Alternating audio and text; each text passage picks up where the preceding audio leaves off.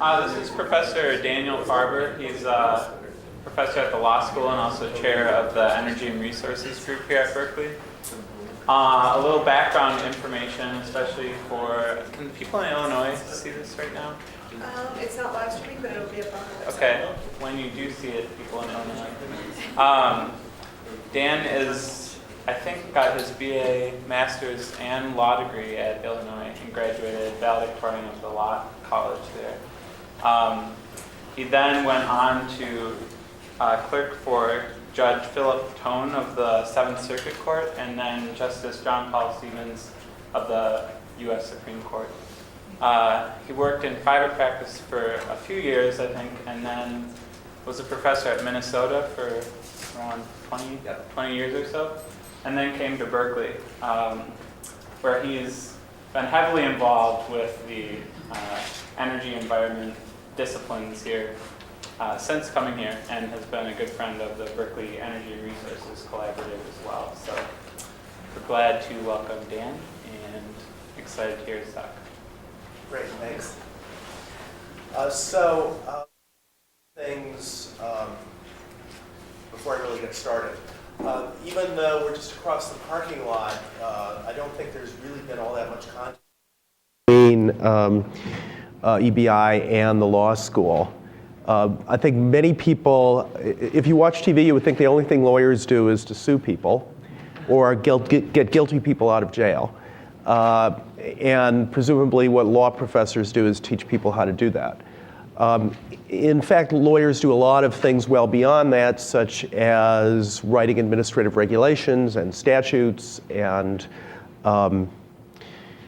correspondingly, the role of law schools is also much broader. So today, I think this would have been quite different 30 or 40 years ago, but today, law schools may well be the most interdisciplinary unit on campus of most places. I mean, for example, at this law school, we have a jurisprudence and social policy program, which is essentially a social science PhD program.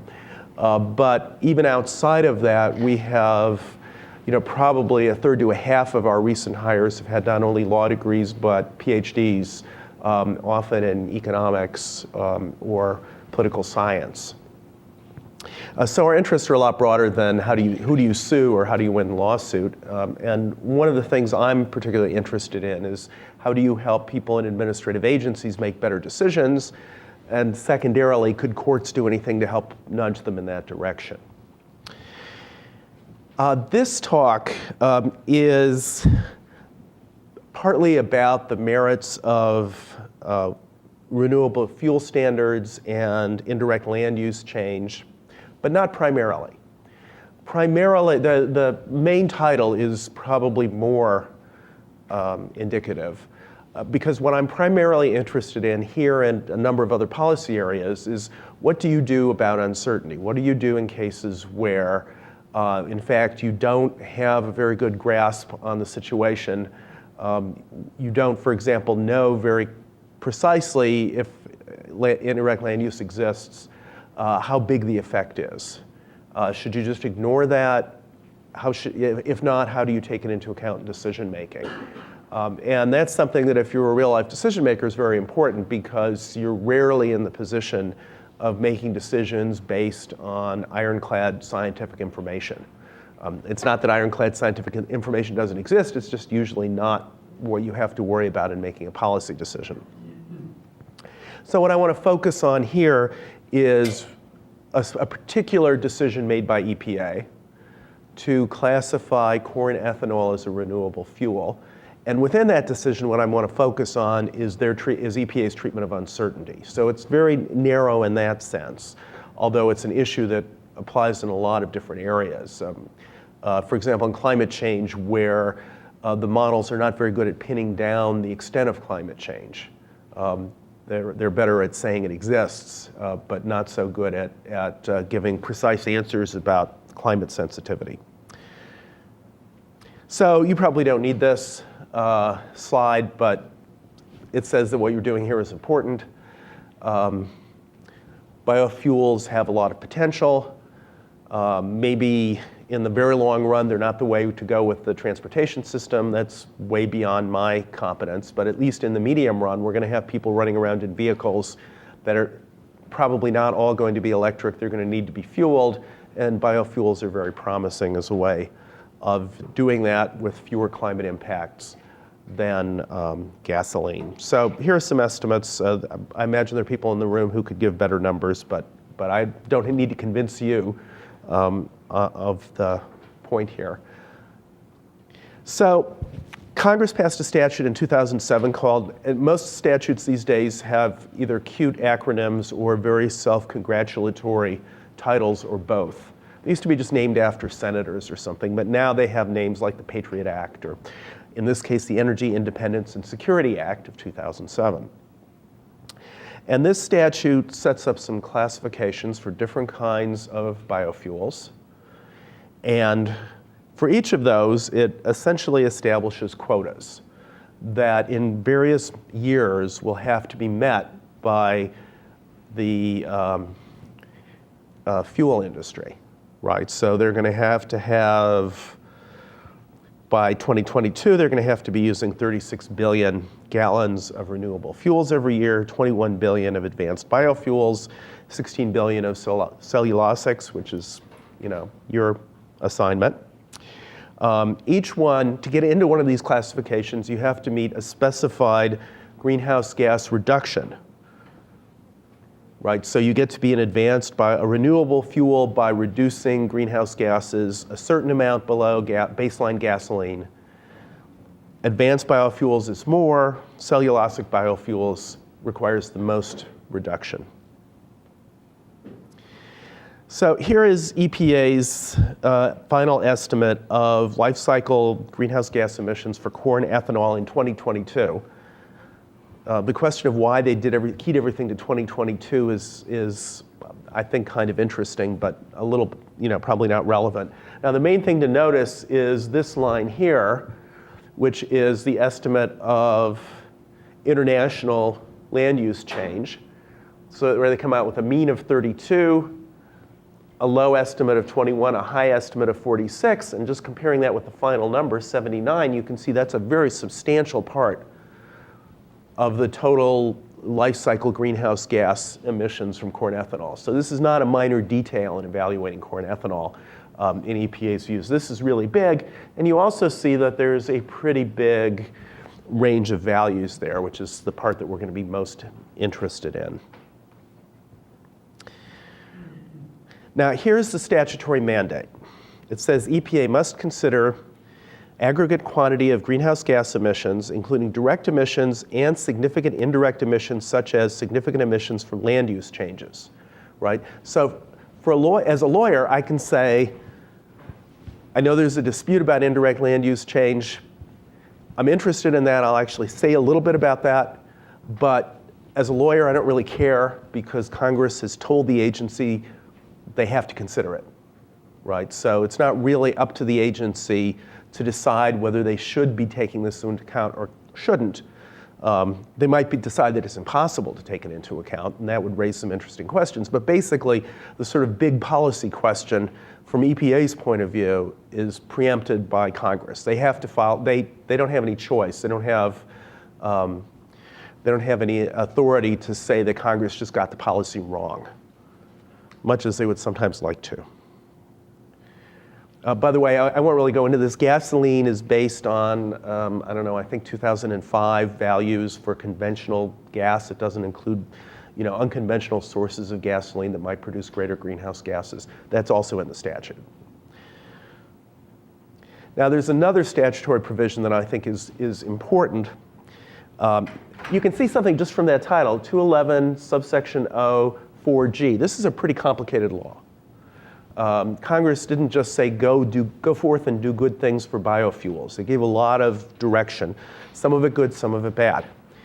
What this provision says, in suitable legalese, is that if EPA changes its methods, it can only apply the new results to new facilities, not ones that have already been under construction when they make the change. In other words, any facility, so if there's a change that makes it harder for a biofuel to qualify, for example,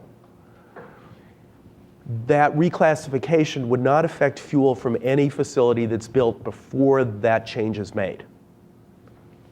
One is already operating, one was It commenced construction, it says. Now, that term's used in other statutes, and there are sometimes some borderline cases. You bought the land and you put up some surveying sticks, but you didn't, at what point have you actually started construction? And you have to keep constructing too. You can't just go out, dig a hole in the ground and leave it, with the idea of coming back. But it's after you commence construction. So obviously this is intended to protect the industry against unfavorable changes, and I guess the nice way of putting that is to say also to encourage them to invest without worrying that the rules will later change unfavorably. So there can be some good reasons to do this kind of thing, but it can also cause problems.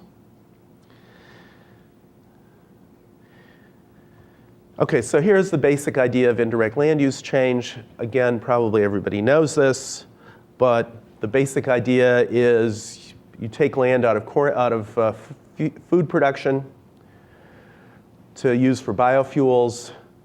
That reduces the supply of food, that raises the price. In response to the higher price, more land is put into production, and often that land is going to be someplace else, and possibly someplace that's really valuable in terms of carbon storage. So like the really bad scenario is you put more Midwestern land into corn production for ethanol, the price of soybeans goes up, people in the Amazon knock down rainforest in order to have more land for soybeans, or they use other land for soybeans, which pushes them into moving cattle to the edge of the rainforest. Could be complicated. It's all via markets and prices, so there's no requirement for any physical connection of any kind between these markets.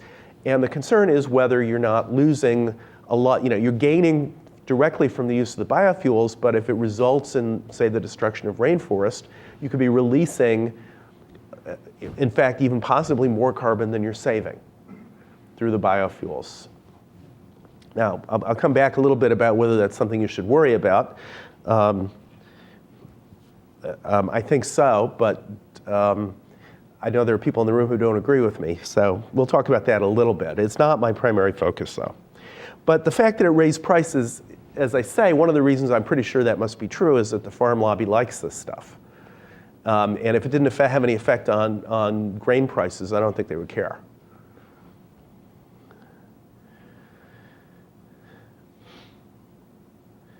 Okay, so this just sort of repeats the point.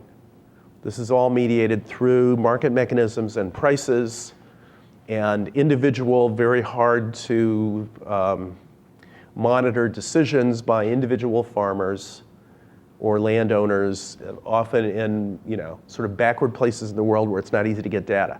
So one of the problems is how do you test these models? But luckily that's not my problem.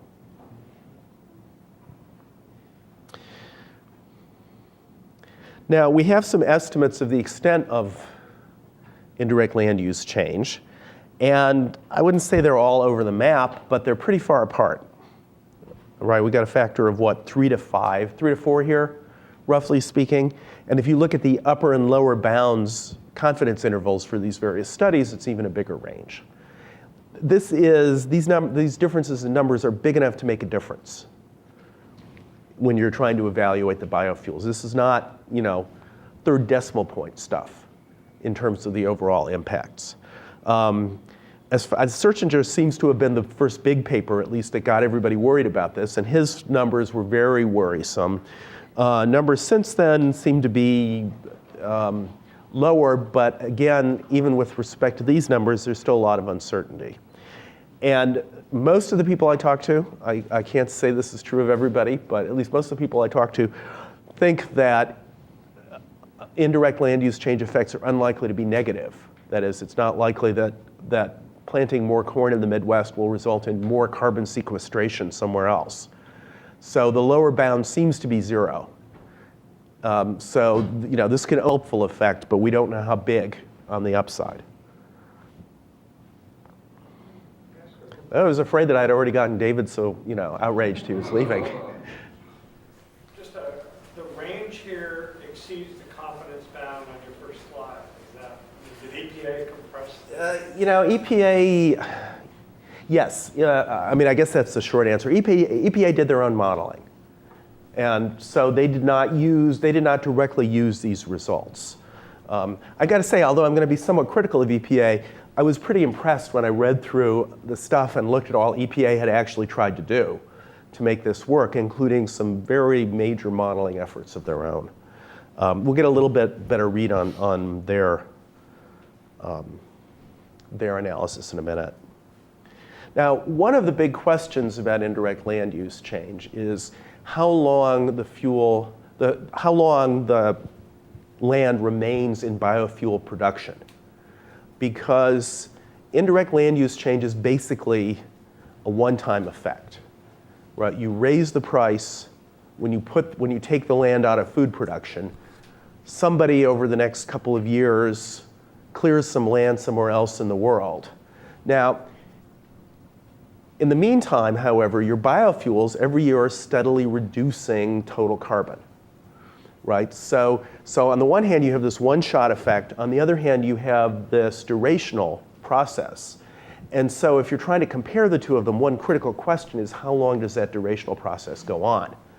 If it goes on long enough, the indirect land use change won't matter much, right?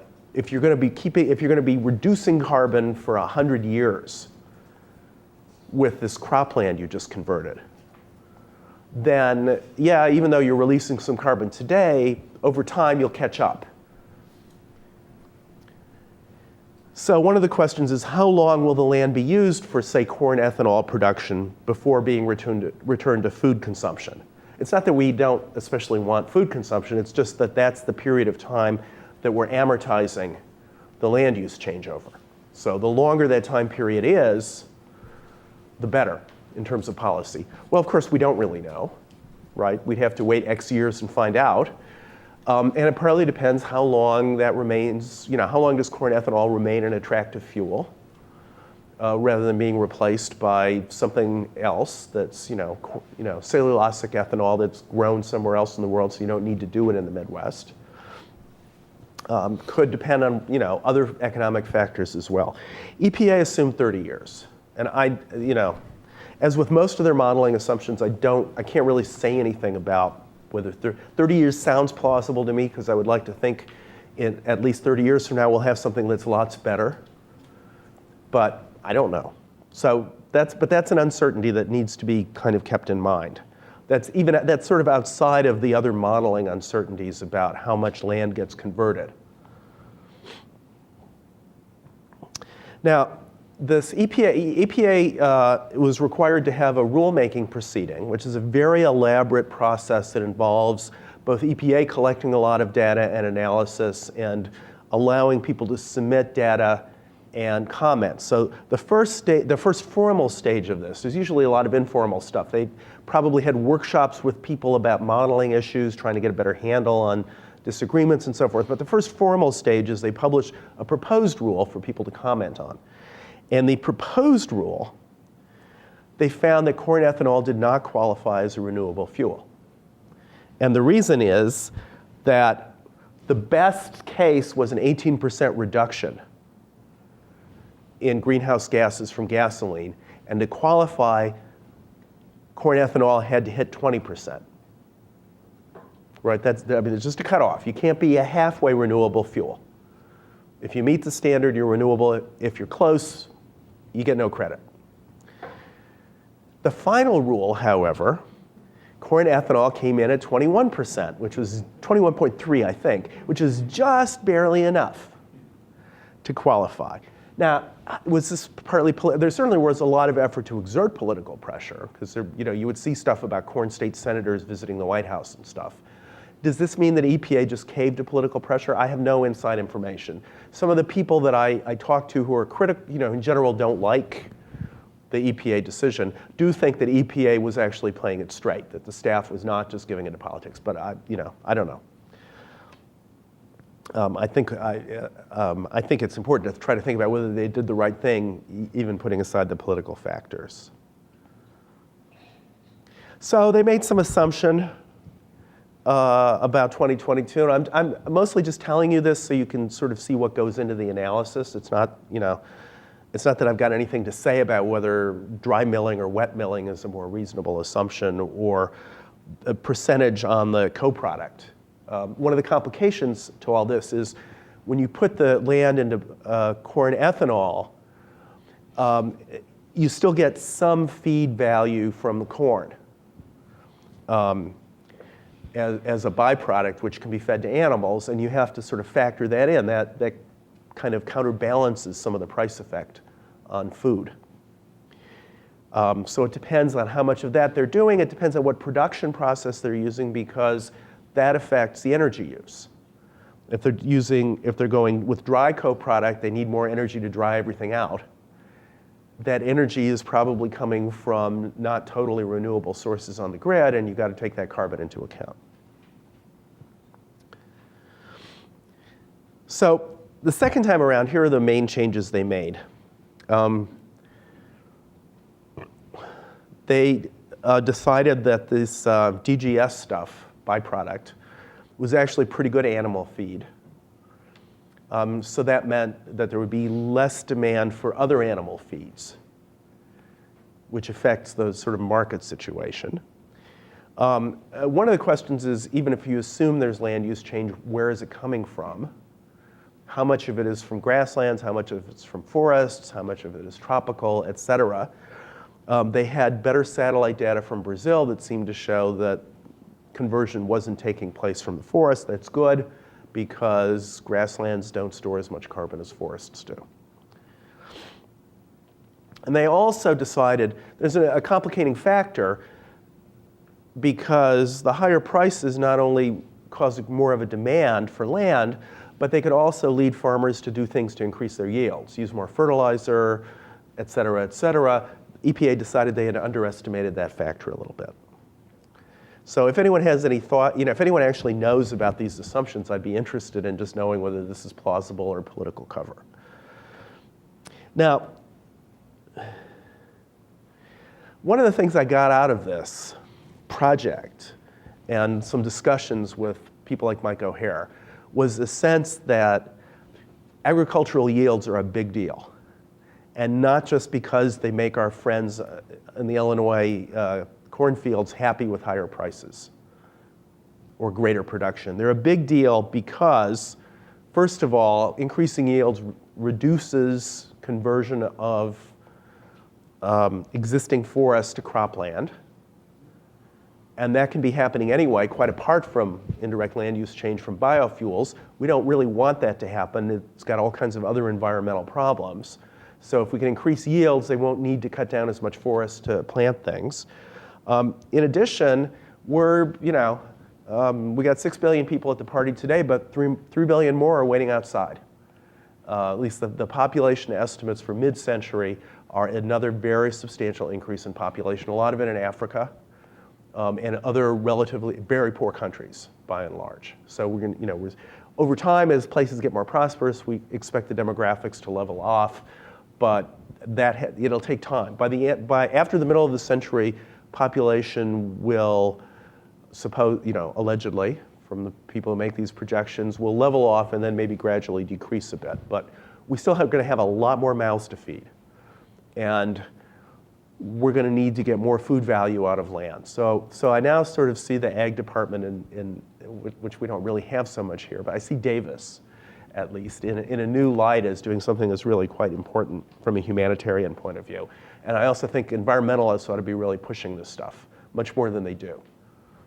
In fact, to some extent, they push the other way, in a way that I now think is wrong. Okay. Now, yeah. Sorry, just to interject. So in terms of the increasing yields, has that been parsed out to how you're increasing the yields? So if you're increasing it by using more fertilizer, for instance, that might be one of the motivations for environmentalists taking issue with that. The environmentalists are not opposed in principle to increasing yields, but they worry about fertilizer, they worry about GMOs. They worry about other things that you might do to increase the yields, and that are legitimate concerns. But I think that it's not just an economic interest on the other side. Is all I'm saying. Now, one of sort of my first reaction to this indirect land use stuff is, well, we just need to protect those forests and grasslands. If we, get some more, get the UN out there or somebody, and make sure nobody's cutting down those trees. Now, apart from the fact that that's not very practical in many parts of the world, and might be seen as a tad imperialistic. There's also the problem that if you don't allow expansion of croplands, you're constricting the food supply and raising food prices in a way that could be really detrimental to the people, especially to people who are just sort of teetering on the edge right now. Right? So I think that even if we can do that, and maybe we should, maybe on balance it's a good idea, but it's not cost-free.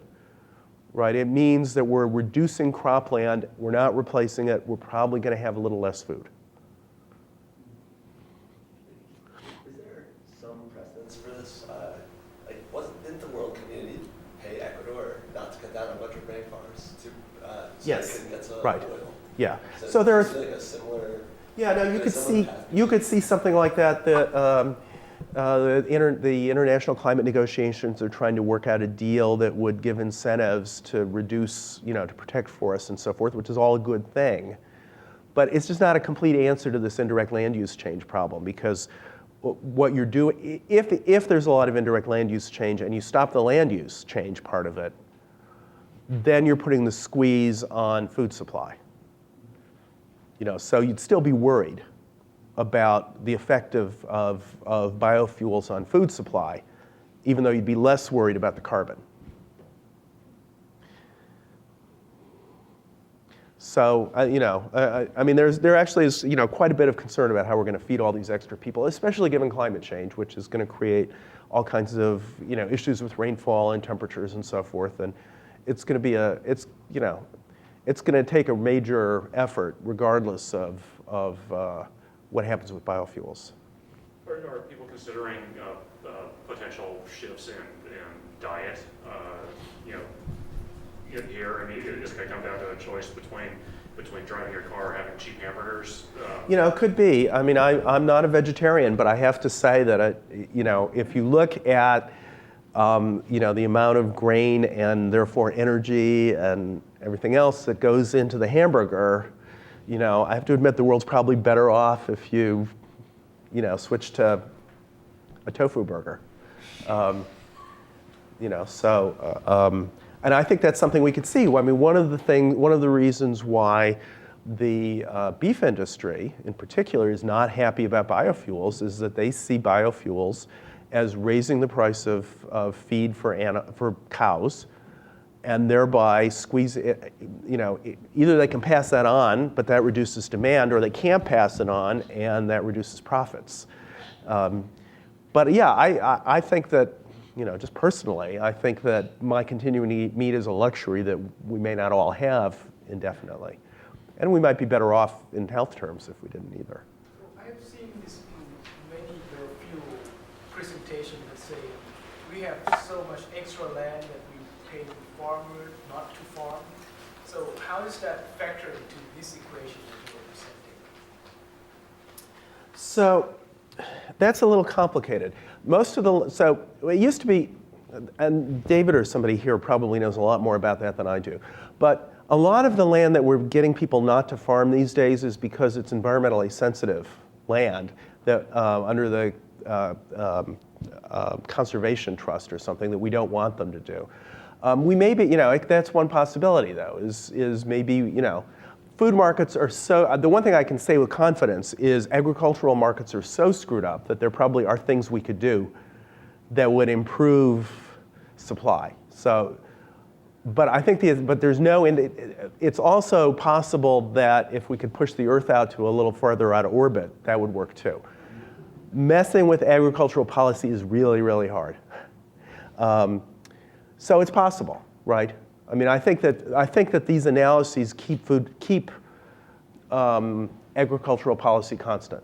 They don't consider potential changes there, and that's possibly, would be, from a policy point of view, a useful response. Okay, so now I want to focus in on my main subject, which is EPA's treatment of uncertainty. And my main criticism is that they used essentially the median of the probability distribution. And that they didn't take into account two ways in which things are asymmetrical. One is that just the distribution itself is asymmetrical. Not necessarily that much, but they were so close to the line with that 21.3%, it doesn't take much to make a difference. But the other is that their learning opportunities are asymmetrical too. And I think it's pretty clear that taking these into account would have changed the decisions. Wouldn't change every decision about biofuels, I don't think. I don't think these effects are that huge, but would have made a difference here, I think, pretty much for sure. Now, here's the distribution of results that they got for life cycle emissions compared to gas. They did a bunch of Monte Carlo stuff, I think is the short answer. I can't tell you anything in detail, but they came out with a probability distribution. And you can see it's not terribly skewed, but it's a bit skewed. This is where like the middle of the range is right here at 20, which is what they're aiming for. And the mode of the distribution is a little bit to the left. Left? Yeah. Anyway, this way on the distribution. So it's a little bit of a skew. And when we look at the numbers, you'll see that even a little bit more clearly. And the reason that makes a difference is if you're using the median, that's fine, because the median is still going to be on the side of the line that they want. But because of the skew, if you were to use the mean or some other measure, you might well end up over the 20%. So let's take a little bit of a closer look. So here's the confidence interval. It goes from a 7% reduction to a 32% reduction, mostly based on modeling of land use change.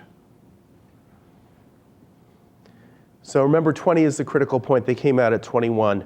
So our confidence interval is like, on the one hand, from about a third as big a reduction as they estimated to about a 50% higher reduction. Pretty big.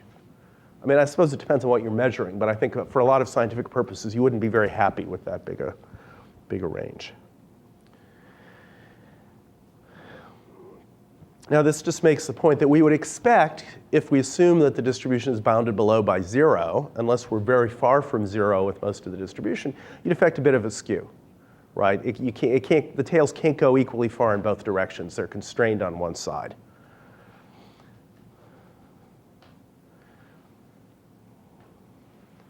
Now, the other point is about the learning opportunities. How easily can EPA correct a mistake? If they approve, say, ethanol as a renewable fuel, right, then plants are built, farmers go out, convert farmland from other uses to biofuels. We lose rainforest. If 10 years later we decide that that was the wrong decision, we've already lost that rainforest. Right, because remember, I think the assumption is we don't really know how to recreate rainforests to be like they were. We don't know how to get all that carbon back into the soil or back into the roots or whatever. So, or at least not very quickly. So if we allow use of say, corn ethanol, and it turns out later that was a mistake, we will have suffered this indirect land use change anyway. Now, what that means is we might want to be a little precautionary and say, if we're not sure, let's wait and find out a little more about the land use change stuff. Because if we decide later we want to use corn ethanol, we can still do that. But if we decided later that it was a mistake, we will have already paid a sort of non-refundable price in terms of carbon. Isn't there a difference between being rainforest precautious and carbon precautious? And if it's the latter instead of the former, do we actually know which side is the precautious side?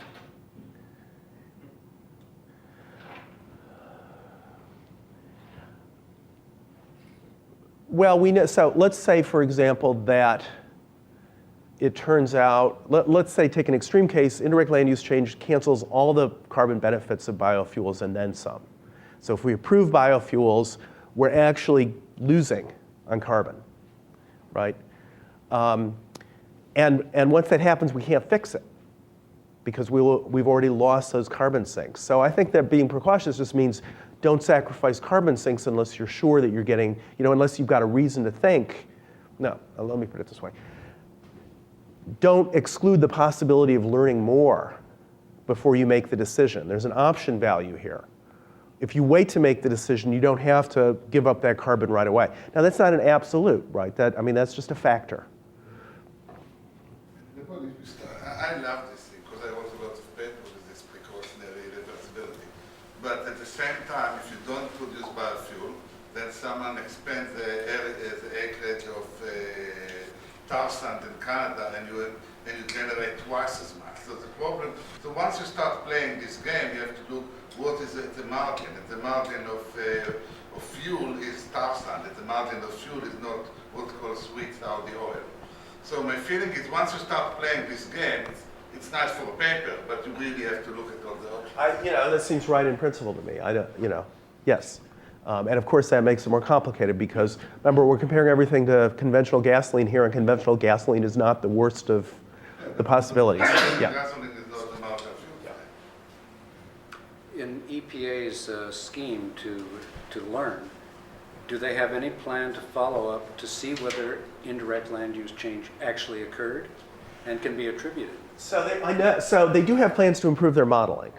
I'm sure that they would like to. So what I can't answer is, because it partly depends on how good the models are and how good the data is. So I don't know how feasible it is to if we can measure the amount of land use change that's already happening well enough on the one hand and model carefully enough on the other hand that we could actually, because there's no, somebody cuts down forest, we don't know if they're doing it because of the price effect of biofuels or whatever.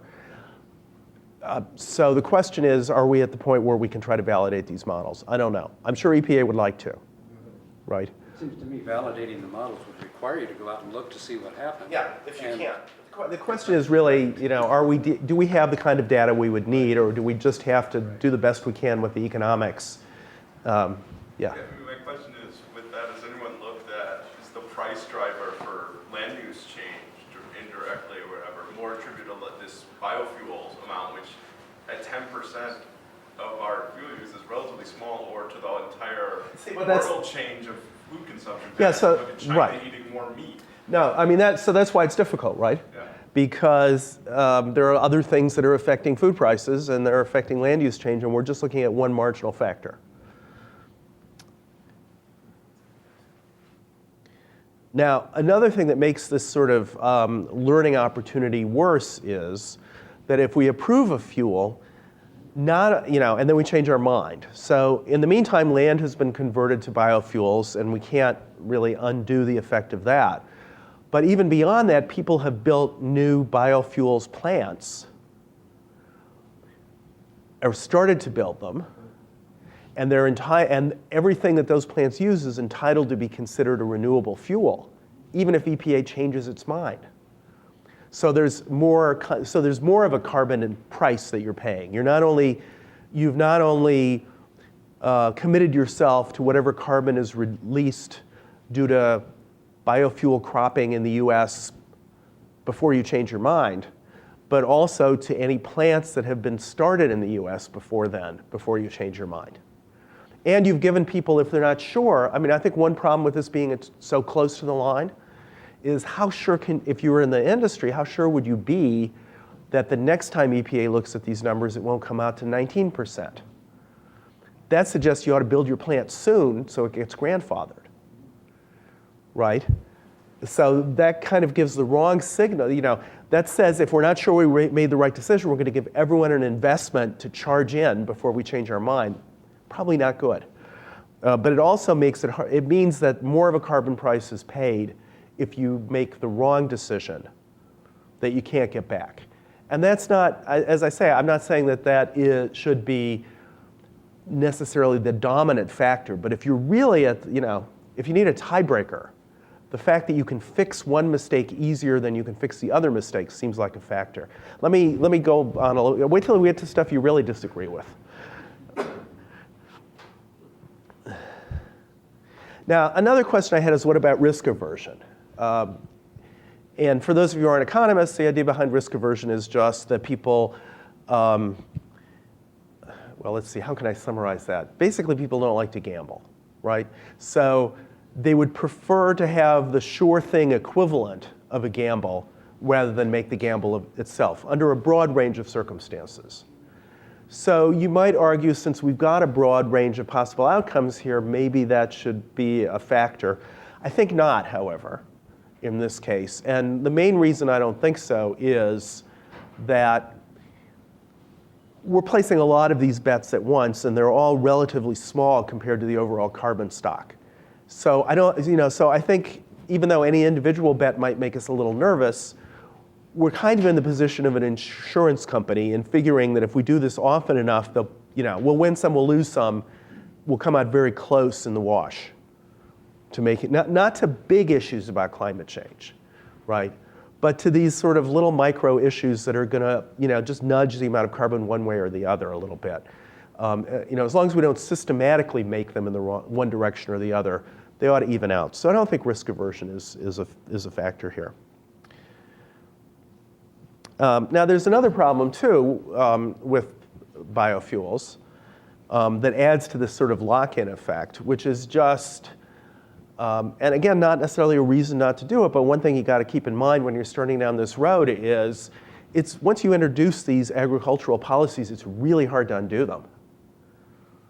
Because you've created this lobby of farmers who have this strong economic stake and who feel like there's, after a couple of years of whatever program you have, it ceases to be a government benefit and it becomes an inalienable human right to the farmers. And so it can be very difficult to back away if you decide you've been pursuing the wrong program. I mean, we still have these farm support programs that we've had for decades that I'm not sure anyone really thinks they make any sense anymore, but they're politically untouchable. So we have to be, so again, on the margin, that might be a reason to hesitate before, if we know that if we step in one direction, we can't go back very easily, it's relevant to making the decision. That's the only point I'm making. So I think probably the clearest mistake by EPA was using the median of the probability distribution rather than the mean. Which often would not make much of a difference, especially since this is not a hugely skewed distribution, but they're so close that it would be enough to matter. They actually say they might reconsider that in the future. I took to mean that they kind of thought it was wrong, but weren't prepared to say so yet. And then I think the lock-in effects should maybe lead to a little hesitancy about mistakenly classifying corn ethanol as a renewable fuel if you think that you might change your mind in the near future. But there are some things that I took away that made me feel not so bad about this. One is the corn ethanol actually looked better than I expected in terms of just its carbon budget. I'd seen stuff like in the newspapers that suggested that just the energy that goes into making the corn ethanol might be greater than the amount of energy that you're really saving in the end from carbon.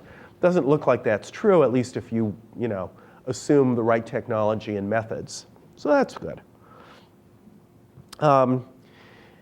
At least the biofuels will raise fuel prices. How do we know that, class? Because if they were cheaper than the gasoline, we wouldn't need a legal mandate. Right? The oil companies would be jumping all over themselves to get out of the gasoline business and just wanting to sell biofuels. So it'll raise prices for fuel, and that's probably good because at the margin that encourages people to drive less. The biofuel will reduce the price of fuel and actually will generate, that's what we call indirect fuel use effect, actually will generate more greenhouse gases. If you have more fuel, the price goes down, so people drive more. So Okay, we'll see. I agree with the first two, but this is... Okay, all right, let me think about that then. And then also, the increased corn prices will lower U.S. red meat consumption, and that's a good thing from a health point of view, because Americans eat too much red meat. So that, that's another little consolation. Now, so here's the part that at least is my effort to think about whether we should even be considering this. And this was partly prompted because David Zilberman and I were on a program together, so I heard his objections. And I, in a way, it's not totally relevant to this paper because this is really about how to make that decision, not really whether you should make it. I guess what I would say is, first of all, even though there's some uncertainty, it seems to me governments and regulatory agencies and the public in general often assume that if something is uncertain, we should just ignore it, which means treating it as zero. And it seems to me not knowing something does not necessarily give a justification for treating it as zero, unless you think it's equally likely to be negative or positive. And it seems to me that some sort of supply and demand story makes sense. Now, here are some of the arguments that I sort of distilled from David that I think are, at least these were my interpretations of the arguments. I don't think they're necessarily wrong in and of themselves. I just don't quite take them to the conclusion. I agree land conversion needs to be addressed separately, but I don't see that happening very soon. And it's always kind of a trade-off. Do you worry about, something and just hope that it gets fixed later or not? I'm not quite willing to hope that in this case. Now, another argument is that considering indirect land use diminishes the incentives to invest in biofuels. I'm not sure about that with, say, cellulosics. But I think that with corn ethanol, we don't really need to, that's not like an active area of innovation, right? We don't really need to worry about encouraging people to try out invest in developing new corn ethanol technologies because nobody's going that way. So I just don't see it in this particular context. And then finally, that we should consider more indirect effects, and if we can't consider everything, we should consider nothing. And it seems to me that, is a recipe for just doing incomplete analysis because you can't do a perfect analysis. Now, it may be that if you started adding more, that you ought to do more. That you ought to take into account the effects on the tar sands markets. And I'm completely open. I mean, I'm not the person who would be doing that, but I'm completely open to that. But I would say, yes, put that in the model. Don't exclude all indirect effects just because you don't have everything. Now, a more general question, and I'm going to sort of flip through this stuff pretty quickly at this point, although it's sort of the part that I'm most interested in, is what do you do in these situations where you've got, say, a model of indirect land use change? There's a lot of uncertainty about the parameters in the model, and you don't have a very good sense of that. And in fact, you're not even sure, that the whole basic model could be screwed up in some way. This model uncertainty is very difficult to deal with because, you can't just do like a Monte Carlo simulation or something. You can only do that within a model. So there are some tools that I think are promising, at least to get a rough sense of how important the uncertainty is. I'm not sure I'm really prepared to say this is the way you want to make decisions, but I think it's a good way of handling the sort of, trying to get a sense of how worried you should be about the uncertainty, how much difference does it make. And in this case, so one of these models involves a weighted average of the best case and worst case scenarios. And if you do that in this case, with the best case scenario being no indirect land use change, and the worst case being the high estimate from Searchinger of 104, but that's not really the worst case because that just happens to be the worst study that we've seen. And then we'd have to think, well, how confident would we have to be about the best case versus the worst case in order to go ahead with corn ethanol?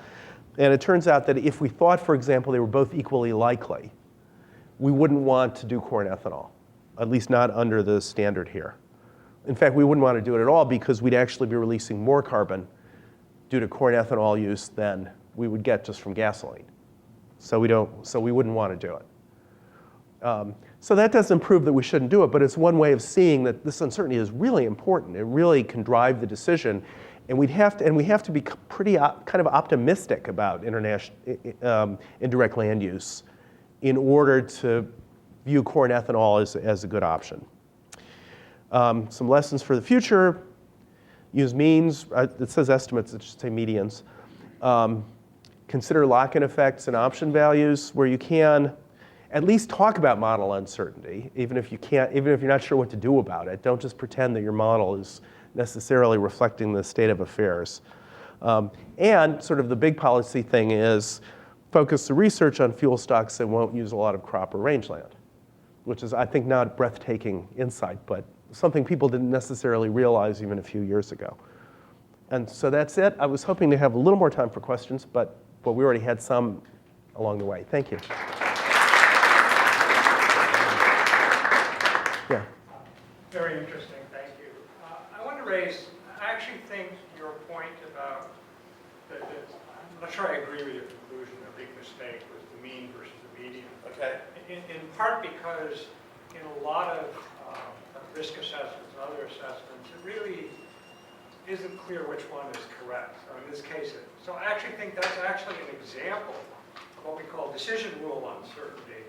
And I think your last slides pointed to the bigger problem that EPA has, which is they don't know how to deal effectively with communicating uncertainty. Right? The fact that they would present a single number without, I mean, that number should not exist without a clear discussion of confidence about that number. And when everything you presented at the end really says that number 21 should never be presented as 21.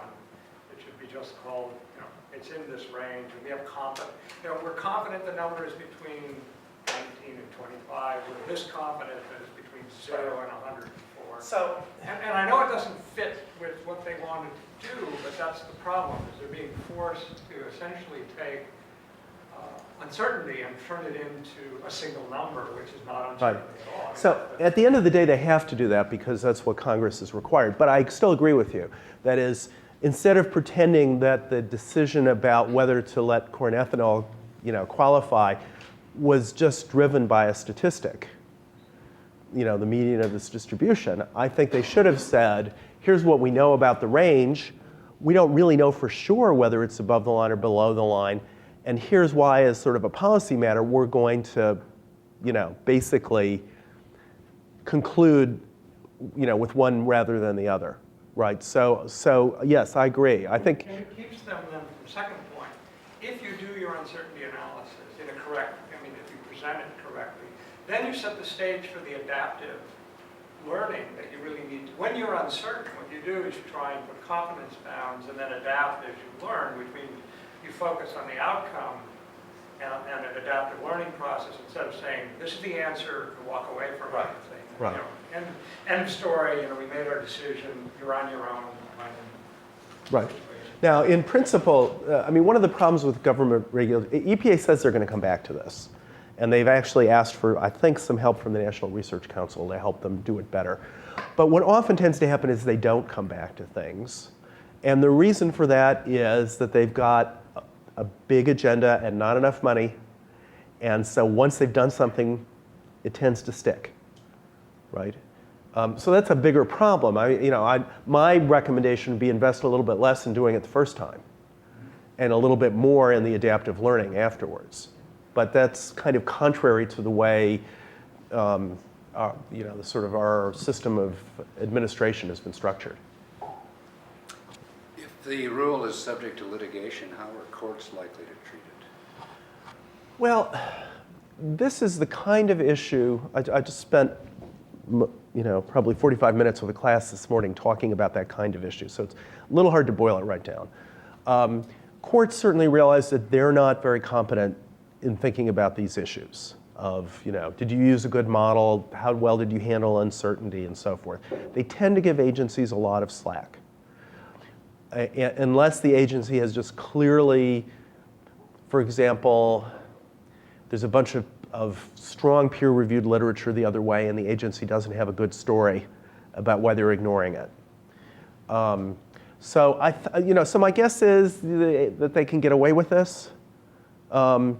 that it's the problems with the decision-making technique are sufficiently matters of nuance that a court would not be very likely to jump in. I can imagine cases where that might not be true. Or it also depends a little bit on the judge. Some judges are more confident about jumping in. But courts are, as you might expect, most comfortable about dealing with issues of law and least comfortable about dealing with issues of science.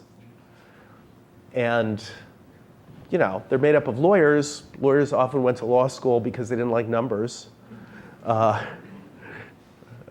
And, so again, they may, there are probably many judges who would not want to take a test on the difference between the median and the mean, and therefore are not likely to criticize EPA for what I think is doing it the wrong way anyway.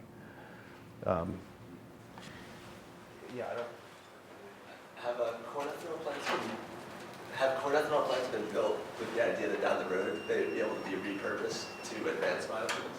I don't know. It would seem like a smart thing to do, but I don't know the answer, or even the extent to which that's feasible. Is the technology of what you guys are doing around here sufficiently similar to the way these plants work that you could redo them? They could also be in the wrong location, right? If you're going to grow the whatever kind of grass or whatever you're going to do out somewhere in the Dakotas or something like that, you probably don't want the plants to be in Iowa and Illinois. So my guess is no, but I'm not sure. It's really nothing more than a guess. So do you think it's possible, like you were talking about the range of values around that 21% or something, but it seems to me that just based on some of the underlying assumptions that the range is huge. I mean, there's no biological imperative that indirect land use has to be zero, right? Or that it can't be, say, negative versus 102. There's no biological imperative to say that it has to be zero. So in fact, there's way more uncertainty or unknown. I would say we don't have the data for it, so the range is, in practice, huge. It's big. I'm not sure about that. So to have it be below zero, you have to have a theory about why raising the price of corn leads people to want less cropland in the world. No, well, I guess it's dependent. Sorry, maybe I'm misrepresenting what I'm saying. I apologize for that. But I guess what I'm saying is that there's the assumption in all of the arguments you've made is that people are going to cut down the rainforest and that's going to dump a lot of CO2 into the air. And it's equally possible that people might adopt some carbon conserving agriculture. That would be better than what they're doing right now. It would be if that increased yields. I mean, that is so. I mean, there's a lot of all things being equal here, right? So it could be that by itself, the use of biofuels causes indirect land use change, but that gets washed out by other things that are bigger, like some big breakthrough in crop yields that means that you don't need as much farmland, or one thing or another. So all of this, but of course you could do those things anyway. So yeah, this is all very, I mean, in a way, the worst thing is that Congress has said, and California too, with the low carbon fuel standard, it said you're not allowed to just say this is very uncertain. You have to have a number. In a situation where really, it's not, the science probably doesn't really allow that. That's not that unusual, though, for these regulatory situations. But usually, or often, it's confronted a little more directly by the decision maker. I mean, a lot of just air pollution stuff. So we know low amounts of ozone or particulates in the air, especially very fine particulates in the air, are bad for human health. But it's very hard to be very sure about exactly how much and how that varies with concentration. And what EPA generally says is, we're going to err on the side of precaution because our mission is primarily to protect public health. And so if we're not sure, we're going to take a sort of precautionary approach. So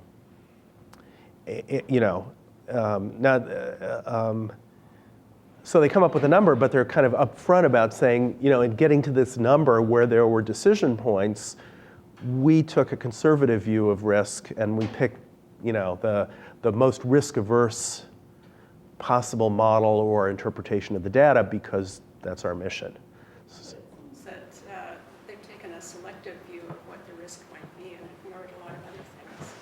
And so it's a bit distorted, I guess. It could be here, although partly that's because Congress told them to, right? Congress said do a life cycle analysis and include indirect land use change.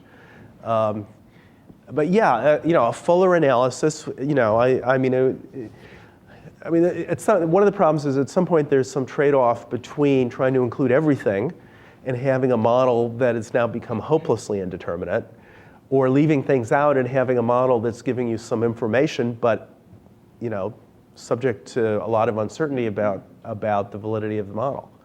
Yeah, but there are also opportunity costs that you're going to miss by, settling on a model that's perhaps inadequate to the task. Right. So, as I say, EPA is trying to keep moving forward. The question is whether they'll really be allowed to do that, or whether, Congress gives EPA mandates to do, a lot of very difficult things, and then gives them money for about half of that. So I just wanted to expand on what you just said. Yeah, I knocked something out of there.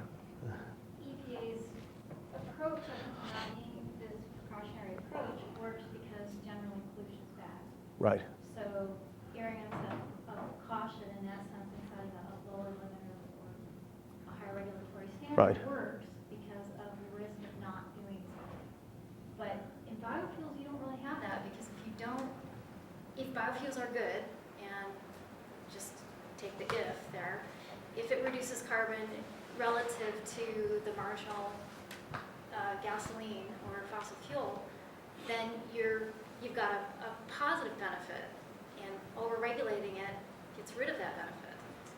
And so you're trying to find a sweet spot in the curve as opposed to just I agree. mitigating Yeah, and risk. so that's why I think it's not enough to just say we should err on the side of overestimated, because now, I mean, one of the questions is, why did Congress give these numbers? Why didn't Congress say, instead of saying you had to be 20% better than gasoline, why isn't it good enough to be anything better than gasoline?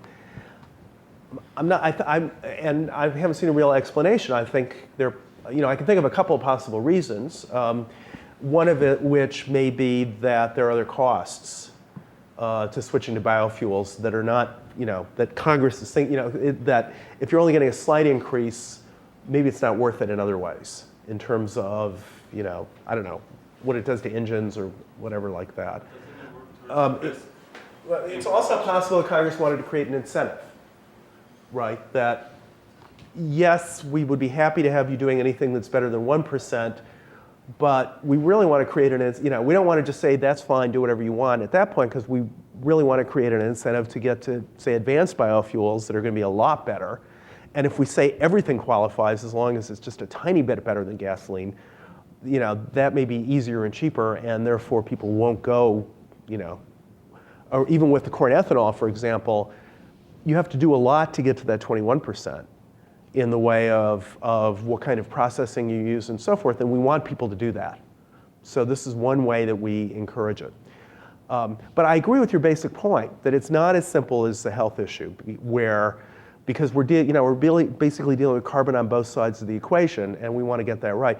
That's one of the reasons I would put a little more emphasis here on the asymmetry in learning. That if we initially classified corn ethanol as a renewable fuel and then decided we were wrong, that's a harder decision to pull back from in terms of its carbon price than the alternative where we put off for a few years classifying it as a renewable fuel, find out that we should have, and then go forward. But I think that's the sort of calculation you need to think about, not just indirect land use is bad, therefore we shouldn't do it. Or, therefore we should always err on the side of not allowing it. David. I probably will come and give a seminar on it, but I think there are two issues that are really important. I think the first issue is that if you look at something like indirect land use, and you decide to go into this business, I think it has to be complete. There are three effects. One effect is the indirect land use, which I think is empirically it's very small. The other is the indirect fuel use, which is actually make ethanol look bad. And there is a third effect is when you use ethanol, you use less gasoline, and a lot of since 1/3 of the gasoline are kerosene and other things, which is really contaminating, you also save this greenhouse gases. So this is one issue that is important. You need to have a complete analysis, not partial analysis. That's number one. Number two, the way that they wrote it, I don't like, because it basically makes someone in Iowa responsible for what's going on in Brazil. And I think that people should, and I think as a principle, we have to be very careful to have this. And also there is another thing that is important, that as activists now realize, okay, we don't need to worry about what's going on in Brazil, we have to stop what's going on in Iowa. And the big issue is deforestation. The big issue is not what's going on in Iowa. Thirdly, and I think that's the most important, is history matters. And history basically tells you that generally when food prices go up, people invest in agricultural productivity and acreage actually goes down. So the reason that we have the Conservation Reserve Program was that after the energy crisis of 1973, food prices went down. We have 1 year that was where we basically didn't pay, we pay farmers not to farm. And then we decided, let's take land out of production. So when you want to take land out of production, what you call it? You call it conservation reserve. I was involved in all this stuff, so I know. So to some extent, the history really tells you that altogether, both deforestation as well as expansion of supply are functions for dynamic processes. And while the modeling are very good in terms of short term, they're not good in terms of long term. And to me, we can affect outcome by several ways. First, we can really encourage things like lead, and we can encourage a lot of activities to control deforestation. Because obviously in the last several years, in spite of certain prediction, deforestation went down. So we really need to worry about deforestation. Secondly, in agriculture, the big issue to me is the GMO issue. If you have GMO and it will be global, suddenly you'll have more agricultural land and more land for conservation than less land for conservation. So altogether, I think the legal analysis that you did is great. I think the big problem that I have is the agricultural and land use analysis that was done was really flawed. So in this regard, I presented an alternative perspective. So I think legally you're right. I think that you have to take margin of errors, and I was probably the first person that spoke about food and fuel. But the issues of the indirect land use is a separate thing. I think, to me, you need to identify a principle. If you look to indirect effect, which is an incredible increase in what you do, you need to develop criteria how you do it, rather than look at the thing that is done by a person that done really by searching that in my view didn't know what he was doing.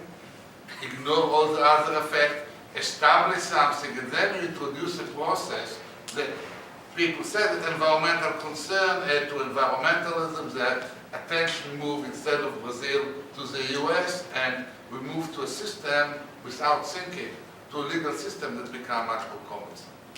So that's my, so to my extent, it's a bigger problem. Okay. So let me just, since we're running kind of late, let me just, have a few things I agree with there. One is we shouldn't base decisions on models by people who don't know what they're doing. I agree. Deforestation in general is a much bigger issue than indirect land use change.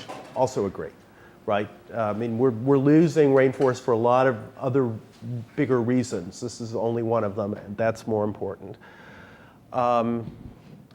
GMOs, I don't have a strong position on, but I'm open to the argument. That is, I'm a little worried about some of the ecological issues, but I'm certainly open to the argument that we need to get that productivity for both food security reasons and maybe partly because of this. And I realize that some environmentalists are really pretty close-minded about that, but I'm not one of those people. I think the question of how much you should worry about effects you can't control is always kind of difficult. So let me just end with that. But I find it more difficult than you do. But I agree that it is a problem. That it's not clear that you should. I mean, the other area where this comes up a lot is with leakage, with say greenhouse gases. So if you increase energy, let's say we have more efficient cars in the U.S. So they're not using as much gasoline. So that takes a little bit of price pressure off of the world price of oil, which, all things being equal, makes gasoline cheaper. So maybe the Chinese are going to use more gasoline as a result, and we lose, right? Well, I mean, on the one hand, it seems to me that's certainly something I would worry about. On the other hand, there's also some argument for, well, one step at a time, we'll fix this, and we'll try to deal with the Chinese. I think it's always sort of a judgment call in the end about whether you want to take those leakage effects into account. And this is really kind of a form of leakage in a different way. Because in some sense, if you worry too much about that, nobody ever starts, right? On the other hand, it's a little unrealistic if you think you're going to be doing a lot of good to the world, and it turns out all you're doing is allowing more people in China to drive. And I think I think that's sort of an ethical conundrum. I don't think it's got a clear-cut answer. So I guess in a way what I'm saying is there's a lot of technical stuff here, and of course there's a lot of stuff I didn't even go into to get to the numbers and so forth. But at the end of the day, what you really have are some difficult value judgments to make. And so I guess my final, maybe most fundamental criticism of EPA was trying to make it look like a purely technical decision. When, yes, there's a lot of technical stuff that has to go into the decision, but at the end of the day, it has to be a kind of value judgment about what you do in a situation where you know some things, you don't know others, you've got some sense of some of the probabilities. How do you decide? Unfortunately, that's what a lot of the world is like. Anyway, thank you. It's been fun to actually get inside the building. I was a little disappointed to find out it was never a cyclotron, which I had always thought. But still, so there were not like protons zooming around through the room where we're standing. But nevertheless, it's great to sort of break the barrier of the parking lot and get a chance to come over here and talk to you. Thank you.